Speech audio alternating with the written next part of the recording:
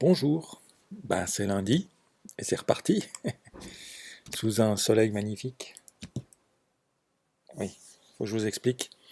Les vidéos du lundi, elles sont enregistrées le dimanche. Voilà. Alors, la semaine dernière, j'ai parlé des mauvaises nouvelles. Euh, Cette vidéo, elle a suscité les réactions de mes nombreux fans, en majorité pour dire que les bonnes nouvelles, c'est mieux que les mauvaises nouvelles. Bon, on serait douté.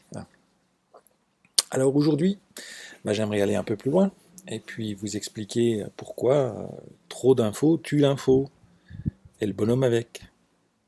Alors je vais le faire un petit peu sur le modèle des vidéos du succès, je ne sais pas si vous connaissez, qui aborde une thématique en 7 points et moins de 7 minutes. Voilà, on devrait tenir à peu près.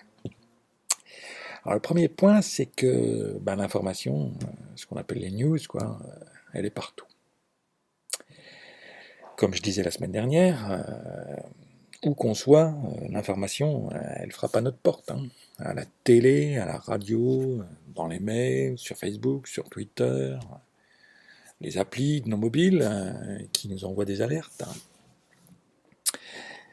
Donc l'info, elle nous sollicite en permanence. Je dirais même qu'elle nous harcèle.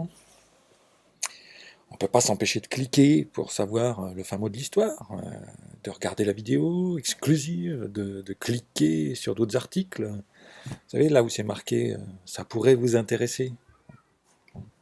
Donc on n'est pas maître du jeu, on subit le système. Le deuxième point, c'est que, en général, la plupart des infos sont sans importance. La plupart du temps, on prend le temps de lire une info, et puis finalement, elle nous sert strictement à rien. Alors c'est soit parce que c'est qu'un développement d'une info précédente, ou alors parce que c'est un sujet sans intérêt. Par exemple, un groupe de jeunes qui sèment la panique en ville avec un lama. Ça vous dit quelque chose? Une baleine qui transporte pendant des jours son petit mort sur son dos. Un chaton adopté par un chien. Bon, d'accord, ça nous touche. Mais est-ce que ça change notre vie? Pourtant, il clique, il clique, il clique. Eh oui. Puis en plus, c'est toujours les mêmes infos qui tournent en boucle.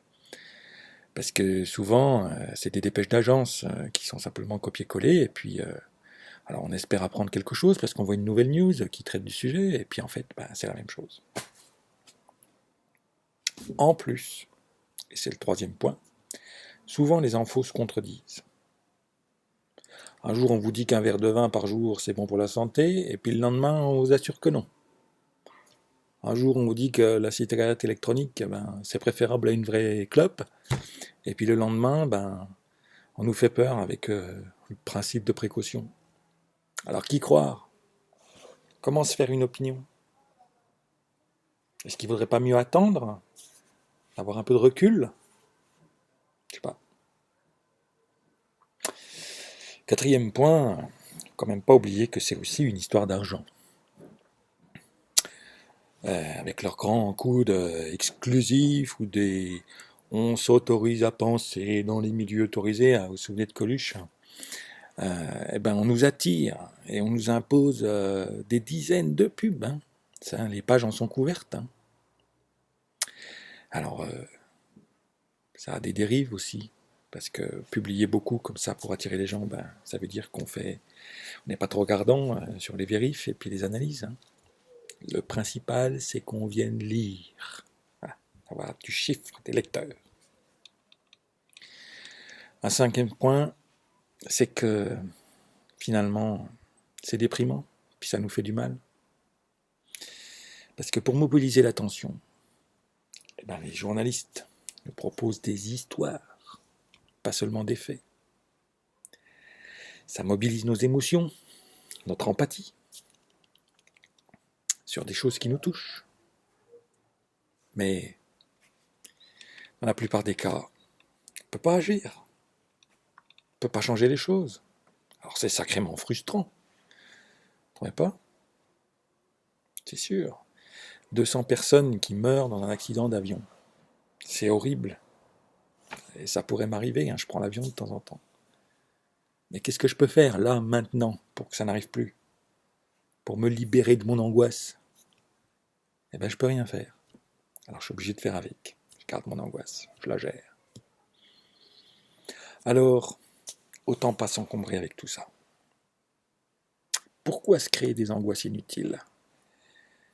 Pourquoi entretenir un état d'esprit morose qui assombrit nos journées, qui assombrit nos actions? Ce temps qu'on passe à s'informer, est-ce qu'on ne peut pas le réduire, le concentrer à un moment particulier de la journée plutôt que de rester branché toute la journée? Autrefois, moi je vous parle d'un temps que les moins de 20 ans ne peuvent pas connaître, hein. On achetait des journaux, on les lisait dans les transports ou en arrivant au bureau, et puis on en parlait à la machine à café, et puis basta, jusqu'au lendemain. Alors, en guise de conclusion, je ne dis pas qu'il faut s'isoler du monde, je ne dis pas qu'il ne faut pas rester à l'écoute du monde. Je dis que à ne pas garder ses distances avec l'info, eh ben on en devient esclave. On s'encombre le cerveau avec tout un tas de choses inutiles et on mange son capital soleil dans la tête. Vous ne saviez pas que vous aviez du capital soleil dans la tête? Eh ben moi je vous le dis. Il faut apprendre un petit peu à lâcher prise avec tout ça. Ça, je vous en parlerai un autre jour. Alors de toute façon, l'information vraiment importante, elle finira toujours par arriver jusqu'à nous. Par un ami, un collègue, vos enfants, etc. Votre comptable. Moi, j'ai un comptable formidable. Il me fait une revue de presse régulière et personnalisée sur tout ce qui m'intéresse au niveau de l'entreprise. Voilà. Donc, outre le fait que ça le rend sympa, ben, ça donne du corps à son action, et puis on perd pas de temps quand on se rencontre. Voilà. Donc, je dirais que faire confiance à ceux qui nous apportent la bonne info au bon moment, eh ben c'est ça le secret. Et puis, personne ne vous reprochera de ne pas être au top de l'actu.